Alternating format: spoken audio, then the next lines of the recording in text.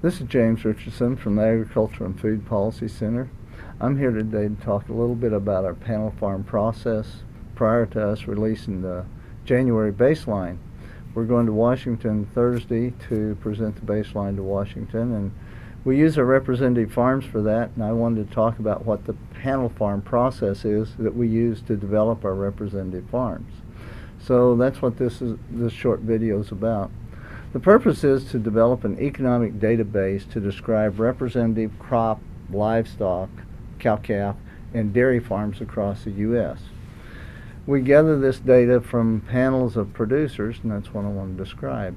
AFPC uses the data from these panel farms, or panel members, in a business simulation model we developed many years ago, and we use that for our baseline projections that we provide to Congress every year in March.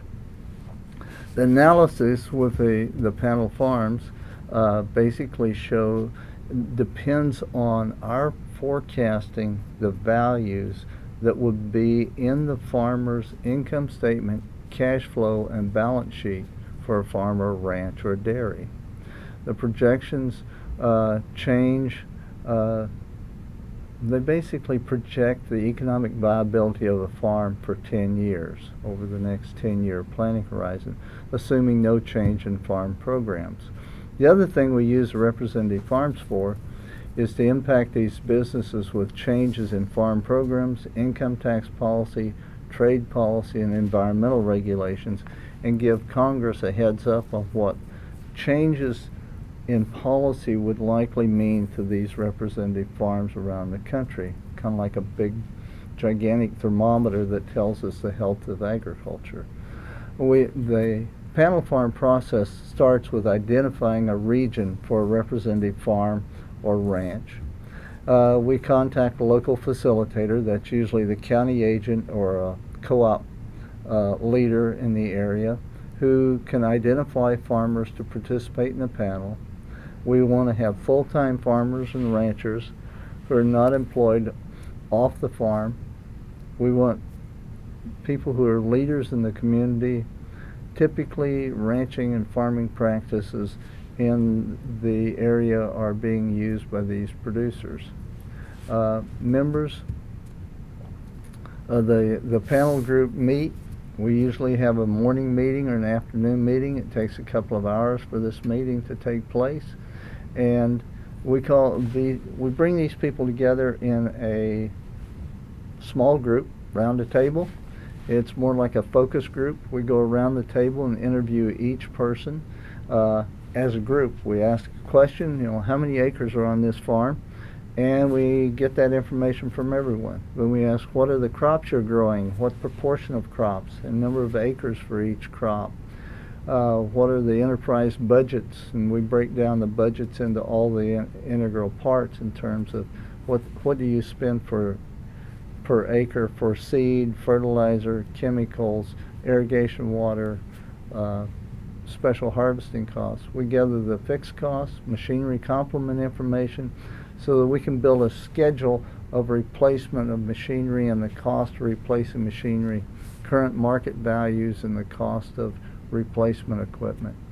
If it's a cow-calf or a dairy, we have to get the herd dynamics about the birth rates, death rates, etc.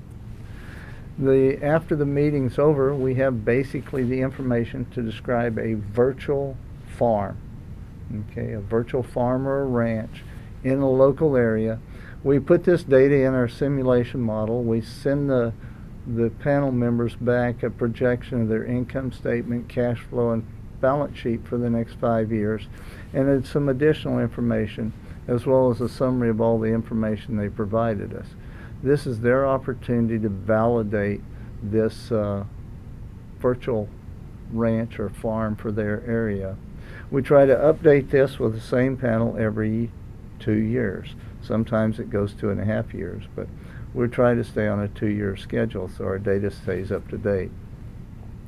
Now that we are always asked, where do we get these farms? Where do we come up with the locations for them?